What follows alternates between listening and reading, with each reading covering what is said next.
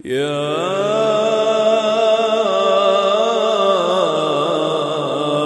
أيها الناس اتقوا ربكم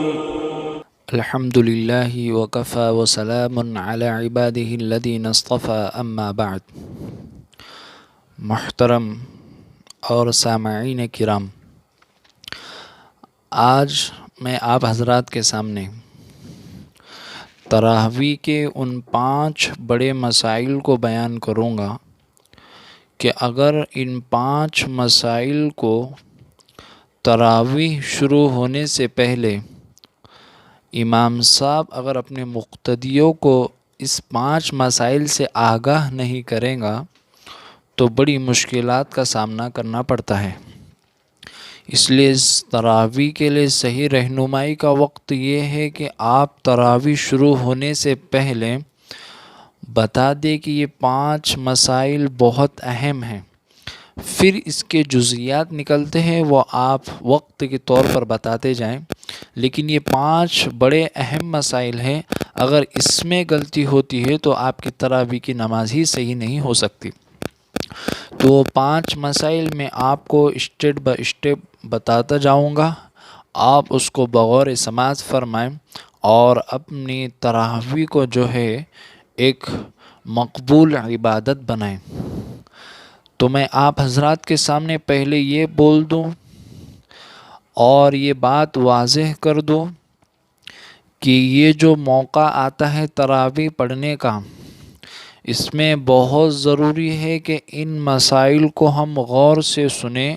اور ان 5 مسائل کو ہم اپنے ذہن نشین کر لیں، تو ہمیں پورا مہینہ تراویح ہوتے رہیں گی، امام صاحب کے ساتھ سکون اور وقار سے پڑھتے رہیں گے۔ ان 5 مسائل اگر ذہن میں ہیں تو کسی مسئلے کا خلجان آپ کو پیدا نہیں ہوگا۔ تو ضروری ہے کہ ان 5 مسائل کو آپ سمجھ لیں اور ذہن نشین کر لیں۔ پہلا مسئلہ بہت اور بہت ہی اہم ہے، وہ یہ ہے کہ تراویح جو ہے وہ سنت مؤکدہ ہے۔ تراویح کی نماز 20 رکعت سنت مؤکدہ ہے، پورے رمضان ہے۔ یہ مسئلہ آپ سمجھ لیجئے، تراویح کی نماز پورے مہینے سنت مؤکدہ ہے اور 20 رکعت ہر رات میں 20 رکعت پڑھنا، اور ایک مہینے تک تراویح کی نماز جماعت کے ساتھ بھی ایک دن میں 20 رکعتوں کے ساتھ، اور جو ہے درمیان میں 4 رکعت میں قاعدے کے ساتھ، تو اس طرح آپ کو تراویح پڑھنا ہے۔ تو یہ تراویح جو ہے سنت مؤکدہ ہے۔ اب یہ جو بعض حضرات کہتے ہیں کہ 8 رکعت ہے، کوئی کہتا ہے کہ 11 ہے، کوئی کہتا ہے کہ 15 ہے، پتہ نہیں ان کا ثبوت کہاں سے ہے، اور جو احادیث جو تہجد کے بارے میں وارد ہوئی ہے یا قیام اللیل کے بارے میں وارد ہوئی ہے تو وہ اس سے استدلال کرتے ہیں اور کہتے ہیں کہ 8 رکعت تراویح ہے۔ خیر یہ دوسرا مسئلہ ہے، بس آپ ان مختصر 5 مسائل کو سمجھ لیجئے۔ پہلا مسئلہ آپ نے سمجھا ہوگا کہ تراویح کی نماز سنت مؤکدہ ہے، ہر رات میں 20 رکعت ہے اور پورا رمضان پڑھنا سنت مؤکدہ ہے۔